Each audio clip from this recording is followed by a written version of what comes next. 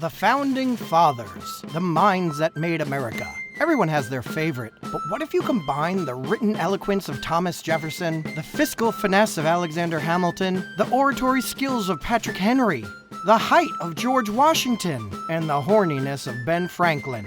Add in a wooden leg and you get your new favorite founding father, Gouverneur Morris.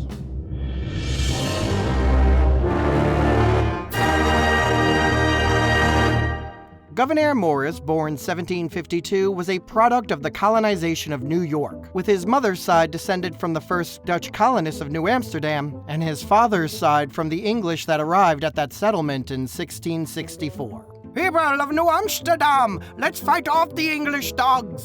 You, Peter Stuyvesant, the tyrant trying to ban booze, make us go to church and tax the hell out of us, want our help fighting the English who said we can pretty much just do whatever as long as we surrender?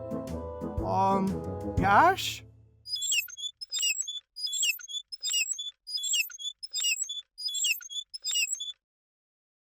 Later, Gouverneur Morris's grandfather, Lewis Morris, would shape colonial history when he took exception with New York Colonial Governor William Cosby and had his complaints published with the help of a poor German printer, Peter Zenger, who was promptly arrested and charged with libel. The resulting trial would form the foundation of the freedom of the press in America. Mr. Zenger, you're charged with publishing accusations of Governor Cosby rigging elections, aiding the French, and a litany of other crimes. How can you possibly defend printing such insidious claims? Well, they're true. Even the part about him being a monkey? See for yourself. He's throwing food! By the time Gouverneur was born, the Morrises were well off, owning the southern tip of the Bronx and calling it Morrisania. Young Gouverneur was noticeably brighter than his siblings, studying the classics, writing little poems in multiple languages, and doing advanced math in his head for fun. Ew. At age 14, he had a horrible accident. Goovy, mind the boiling hot kettle of water. What is the state of my little Gouverneur? Well, Mrs. Morris, much of the flesh was taken off his right arm, but I don't think we'll need to amputate. Looks like Gouverneur will keep all of his limbs, barring any unforeseen calamity. By the way, have you noticed the amount of shadows this lighting gives off? 4 by my count, 4 shadows! Gouverneur recovered, finished his schooling, and became a prominent New York City lawyer, but tried to stay out of politics. After Britain passed the Stamp Act in 1765, Gouverneur, like everyone else, was pressed to pick a side. By this time, Gouverneur already held what would be the 2 main fears of American government. First, the fear of tyranny. We are British, after all. Why shouldn't Parliament tax us? Yes, Livingston, but the taxation of the colonies should be done by the colonies themselves, not some overseas, overbearing entity. And second, fear of the mob. Whoa, who's that guy? That's the tax man. The Liberty Boys stripped him down, beat him, poured molten tar upon him, and slathered him with feathers. Ain't democracy grand? By the time fighting broke out at Lexington and Concord, Gouverneur was firmly in the Patriot camp. He was also appointed to New York's Provincial Congress, where he was assigned to a secret committee to work with none other than George Washington. There he is, the man himself. You should totally go over and say hi. Are you sure? Of course! The general, he's a teddy bear. And make sure you slap him on the back. It'll be real endearing. My dear General, how happy I am to see you look so well.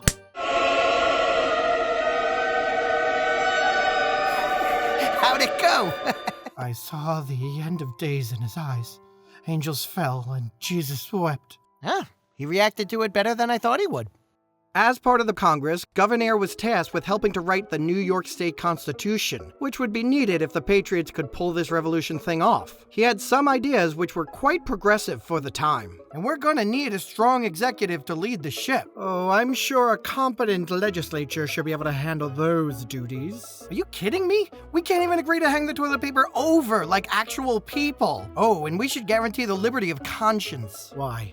You're not secretly Catholic or something. Dude, I'm deist. As far as I'm concerned, God parked the car years ago and we're just riding Wash Me in the dust. One more thing though. Slavery? Ah, yes, a cornerstone of our economy. Yeah, we should get rid of it. Are you mad? Those wretched souls make up 10% of New York's population. And you don't see a problem with treating them like cattle? Can we at least put in a motion urging future legislatures to abolish it? How about this? Oh yeah, that totally screams all men are created equal. You know, Governor, maybe your ideas are better suited on a different platform, and we know just the place. And with that, Gouverneur Morris was chosen to be New York's delegate at the Continental Congress, where the likes of Washington, Henry, Adams, Franklin, and Jefferson were all on assignment elsewhere, leaving a skeleton crew. The Congress was even on the run by that point after the Brits had taken Philadelphia, forcing them to settle in York, Pennsylvania. Is this the Continental Congress? It depends. Are you British? No. Are you a loyalist? No. Are you with Columbia House? Because I paid my penny for those DVDs. No, I'm New York's delegate. I'm Gouverneur Morris. Well, we already got one Morris with Robert over there. I think I'll just call you the tall one. Fine. So what's the plan? Well, I've been working on this Sudoku most of the morning, and then I'll probably take a nap, and we'll break the seal at TGI Fridays as soon as happy hour starts. No, I mean to win this war and create our own country. Oh, we've just been focused on not getting captured. Listen, you seem restless. How about we give you a special assignment? So on his first day, Gouverneur was sent to Valley Forge to check in on the conditions of General Washington and his Continental Army. What happened here? Yeah, it's pretty frickin' grim.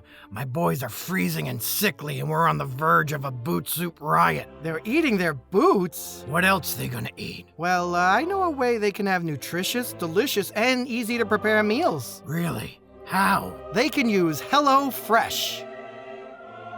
What? No HelloFresh sponsorship? No. Blue Apron? No. Any sponsorship at all? Ha! We can barely get the states to sponsor us. But we have been getting some help from foreign officers. Mr. Morris, meet the Marquis de Lafayette. Bonjour, Monsieur Morris. Ah, Frenchman. Well, good to have your military experience with us. Actually, I have never fought in the battle until I arrived, and even then I was shot in the leg. Well, it's good to know King Louis is behind us. Oui. Though he specifically forbade me from coming, so I guess I'm actually wanted for treason back home. Lafayette, what exactly are you bringing to the table? I made these croissants. I would not eat them, they are made from boots. Gouverneur made his way back to the Continental Congress, where he was informed that they had finished writing the young nation's first constitution. We call it the Articles of Confederation. I call it an abomination. What happened to the plan I left for you guys to consider? We just had someone revise it. Revise? This distorted and contorted mess is a revision? Wait a minute. Who revised it? Oh, you gave it to Elbridge Gerry, didn't you? It looks fine to me. You totally gerrymandered it. It's pronounced Gary. All right, fellas, who's picking up the tab? Treasurer Hillegath, break out the petty cash. Petty cash? The articles don't give us the power to tax, so there's no petty cash. Then what do we do about this check? Scatter! In 1779, Gouverneur was replaced as the New York Continental Congress delegate, and he retired from political life, settled in Philadelphia, and went back to the two things he formerly did best, being a lawyer and being a lover. And over the years, Gouverneur had developed a type. I say, that color looks radiant on you. Sir, I must inform you that I have a husband. Madam, I must inform you that I have a math test. What? Oh, I'm sorry. I just thought we were naming things that we're about to cheat on. Baby! Oh, my. Gouverneur became quite well known for his tomcatting around town, though it was said that one particular affair cost him dearly. Oi, love. These redcoats might be on the run, but they're putting up a hell of a fight. Still in bed, I see. You feeling right? Anywho, how I see it, with the French on the way, it shouldn't be... Wait a minute. Wait, you can go... Is that the real story of how it happened? Nah, that's just a popular myth. It was really an accident with a carriage, but the result is just the same. Well, with the help of this wooden prosthetic leg, you'll be up and about in no time. Oh, Elizabeth, I must thank you and your husband for allowing a cripple like me to convalesce in your home. Think nothing of it, Gouverneur. A strong, virile, handsome man as yourself. Perhaps the good Lord needed a way to even the field for the rest of men. Oh, look! Seems like you've already got the hang of that wooden leg. Sure, my wooden leg. With a little luck and a lot of French help, the Americans won the war and their independence. Then, when his old friend Robert Morris was made the new nation's superintendent of finance, Gouverneur accepted a position as his assistant. Their job was to address the new nation's money issues, namely that it had none. What we need is a bank of North America. People will believe in a national currency if they believe it's stable. Right now, people would rather use state currencies, IOUs, and Nuka-Cola bottle caps. Hey, you guys creating a bank? Yeah, a bank of... Cool. Put my name on it. What, as a founder? Yeah, why not? Next, we need a way for the national government to actually raise money. We should propose a tariff, a land tax, a head tax, and a tax on liquor. Governor, I doubt the Congress will go for that. They're kinda against all taxes. But isn't that what we fought for? What happened to the right to tax ourselves? It almost seems like those mobs rebelling against taxation were really just angry mobs. Well, what's the worst that can happen if we don't find ways to fund the government? Exactly. By the way, did you hear that still unpaid soldiers almost mutinied in Newburgh and pretty much have taken over Massachusetts? Ha ha! It was clear that the government, under the Articles of the Confederation, wasn't working. And Hamilton called for a meeting that would become the Constitutional Convention. Gouverneur, who had recently left politics to become a land speculator, was thrown back in, being elected a Pennsylvanian delegate. And Gouverneur had something to say about every issue, addressing the delegation a whopping 173 times. Concerning government structure, It's clear we need separate branches led by a strong executive. yeah, if only there was a 6'4" peg-leg dude who said that when we wrote the articles. Oh yeah, there was! Me! Voting rights. There should be a small property requirement for voting. Oh, I see. We're excluding women, blacks, Indians, immigrants, indentured servants, people under 21, but this is where we're gonna draw the line? And slavery. Now that we have decided that the representation in the House should be reflective of population, I believe we can all agree that slaves should be included in such numbers. As should my house as well.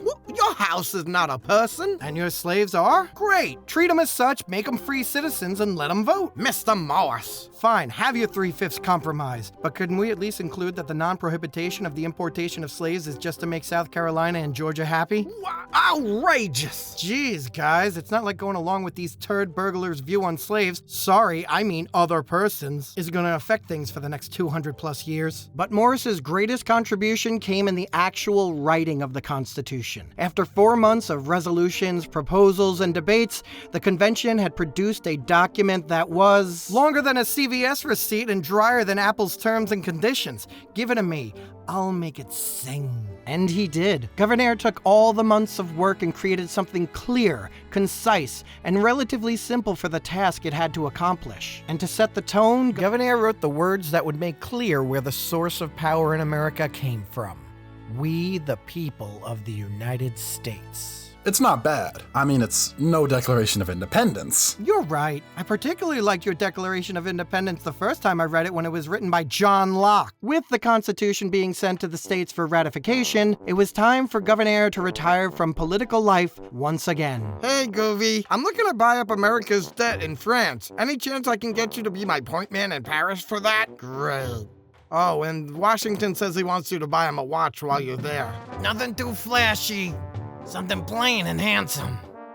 But with a calculator would be great. Gouverneur was actually thrilled at this new role. He forever wanderlusted for the European continent, and there was something particularly enticing about France for him. These people have no morals. In my role here as American Minister to France, I have seen them time and time again given to their lustful-based temptations. Ah, yes, such immorality. By the way, who's your companion? Oh, this is my, daughter's personal slave, Sally Hemings. How you do, sir? Oh, joy. Here comes the pain. Gentlemen, who's got 2 thumbs and is rivaled in publication sales in America only by the Bible? This guy. Thomas Paine? What brings you to this side of the Atlantic?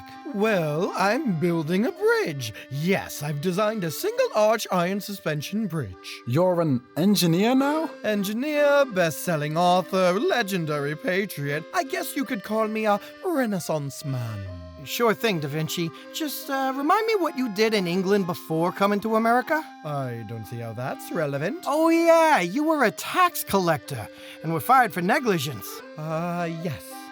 Twice. Mon frères! Lafayette, you're here too? But of course, not to toot my own horn, but honk honk. Since returning to France, I'm kind of a big deal now. It makes sense since I won your revolution for you. Sure you did. Real straw that stirs the drink. Now if you'll excuse me.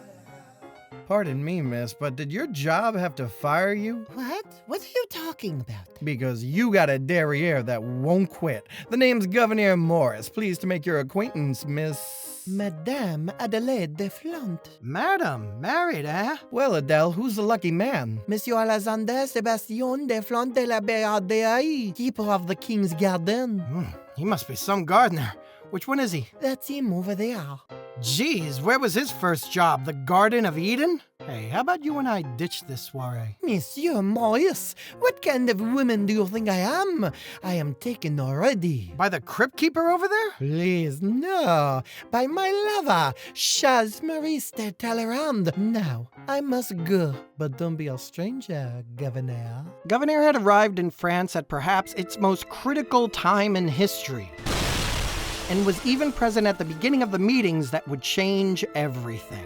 So, what's going on? Well, France is, how you say, broke. Kind of on account of all the money I convinced you to spend on your revolution. King Louis XVI has convened a meeting of the Estates General to find a solution. Here we have the first estate, the clergy, the second estate, the nobles, and the third estate, the rest of France. Is this something you guys do often? Not really. The last time was almost 200 years ago, but I'm sure this will go well.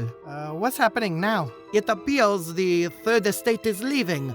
This is not good. Discontent with the system and kinda locked out of the meeting itself, the third estate instead went to a nearby tennis court on the suggestion of physician Joseph Ignace Guillotine. Shall we allow our voice, the voice of the people of France, to be reduced to a single vote? Guys, we kind of have this court reserved for now.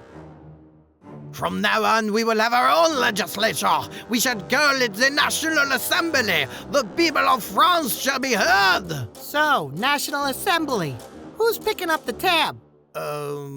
Scatter! Paris soon erupted into turmoil, which was interpreted differently by different people. Can you smell the change in the air? Smells like something's burning. Oh, that's the Bastille. That old prison was a symbol of everything wrong with the ancient regime. But the time of liberty, equality, and fraternity is upon us, and I, Lafayette, have been appointed Commander-in-Chief of the new National Guard. I will make sure everything goes smoothly.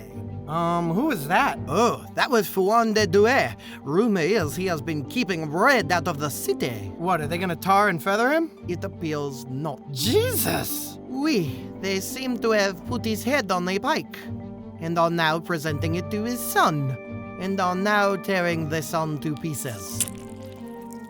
Liberté! If things were heating up politically for France, they were also heating up romantically between Gouverneur and Adele. Running in the same social circles, there were plenty of stolen glances, double entendres, and finally... Hey, so are we going to fuck or what? While Gouverneur and Adele's relationship was ignited, so were other changes in France. Talleyrand nationalized the Catholic Church to try to solve the debt problem, which didn't work. All titles of nobility were abolished, and international opinion on the changes began to sour. But perhaps there was still hope that this revolution might work. So, it's a culmination of your Declaration of Independence and your Bill of Rights, and we call it, wait for it, the Declaration of the Rights of Man. Jefferson's been helping me with it. Well, if you need help writing an actual constitution, perhaps I can be of assistance. Why? Do you have any experience?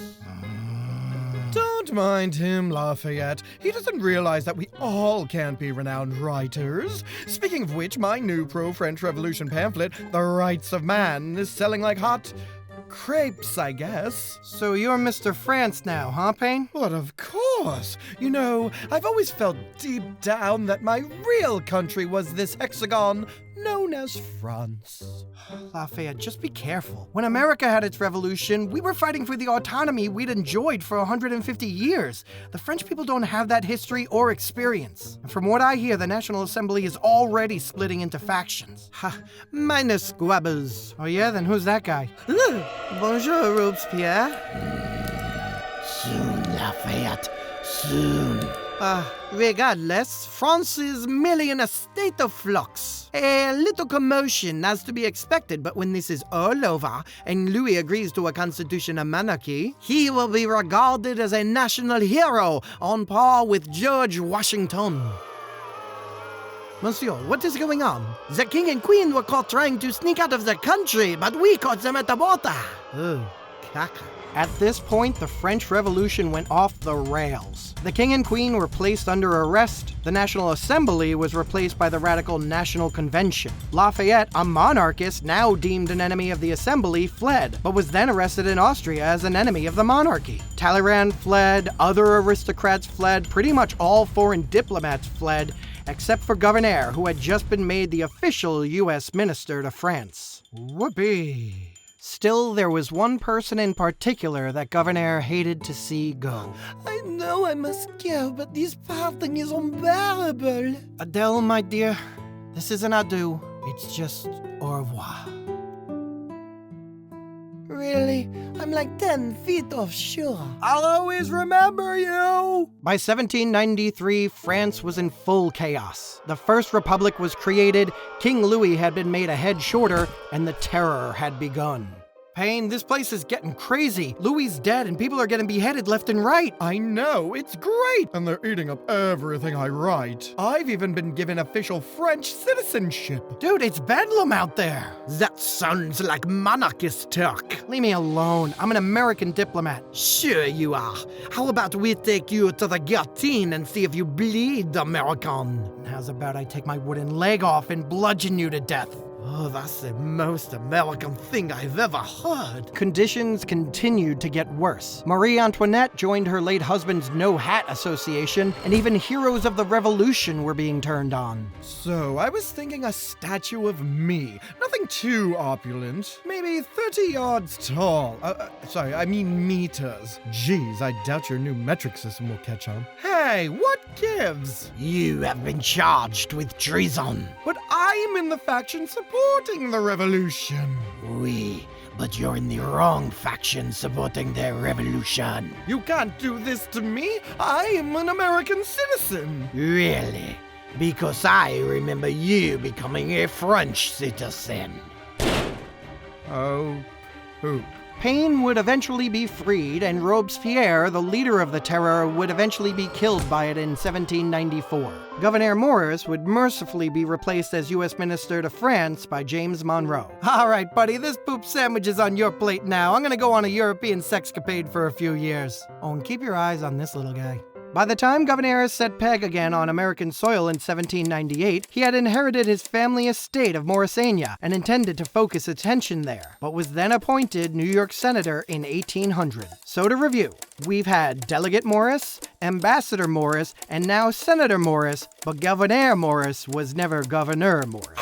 Thrown back into political life, Gouverneur refused to participate in the partisan conflicts between the emergent political parties. Those Federalists are grabbing up too much power in the national government. Yeah, if Democratic Republicans have their way, this economy's gonna go belly up. Well, they stole our lunches from the communal fridge. Well, maybe if you labeled them, that wouldn't happen. Governor, can you believe this? Oh, wow, this sounds really bad. I mean, I just returned from France where political factions were literally murdering each other in the streets, but yeah.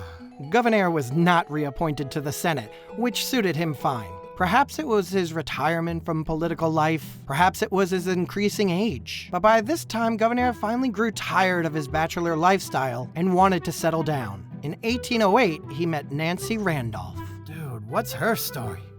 How do I put this? She's a 10, but she's also been accused of adultery and child murder. What? About 15 years earlier, Nancy had been accused of having a baby with her late fiancé's brother and killing it. Despite claiming that the baby had been born stillborn, the alleged father, Richard Randolph, was brought to trial and defended by future Supreme Court Chief Justice John Marshall, who took an interesting approach to get his client off. Your Honor, no doctor even confirmed Nancy to be pregnant, or that a child was even born, or that children even exist. Have you ever seen a child, let alone this dead child? I saw the dead child. I'll remind the court that slaves cannot testify against whites under Virginia law, so what are we even doing here? The case was dropped, but Nancy, unable to shake the stigma, left Virginia. Oh, Governor, why this affection for me? I'm a scorned woman with a damaged reputation. Perhaps I just have an affinity for damaged things. It was about this time that Gouverneur also began working with New York City Mayor DeWitt Clinton on ways to turn the city into an economic powerhouse. As we expand north up Manhattan, I propose what was done in Philadelphia, a grid-like system with 12 parallel avenues and 155 perpendicular streets. Easy, logical, and navigable. Frick that. You should do what we did up here in Boston. And that was?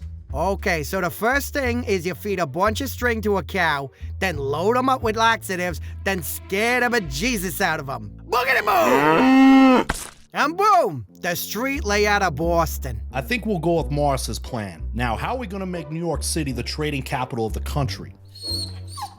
I got it.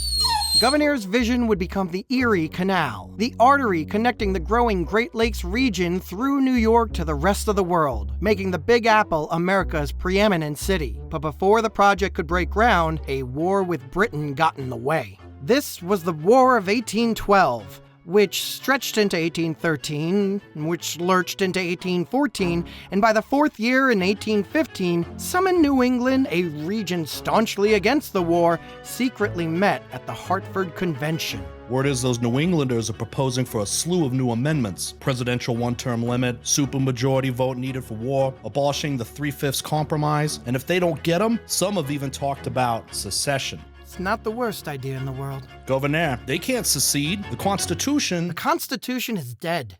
It was malformed at birth and died in the years that followed. Do you know what the Constitution is? It's a plan on a piece of paper. It was not written by divine providence, not delivered from upon high. It was written in a sweltering hot Philadelphia room by good men and lesser men, and I should know. I applied the flourishes. We arrived at a plan that was admittedly an improvement, but also compromised enough, allowed enough evil in to keep that fragile alliance together. Hell, we needed to pass 10 amendments, ones that finally addressed the rights of the people, just to get the plan ratified. We ordained and established the Constitution to form a more perfect union. And if a more perfect union is possible through other means, I say, so be it. Good news! The war just ended and the Hartford Convention's disbanded. Long live the Constitution! Whatever. Now, if you'll excuse me, I have this wicked urinary tract infection, which he tried to dig out himself with a whalebone and died. Hey guys, this is exciting! It's like we're connecting the Drawn of History cinematic universe. What do you mean? Well, Lafayette, if people want to learn more about you, they can watch your series over here. And Madison, they can learn more about the War of 1812 during which you were president over here. And they can support the channel by becoming a Patreon patron down here. Exactly. So, Madison, how's Dolly doing? Good. Why? No reason.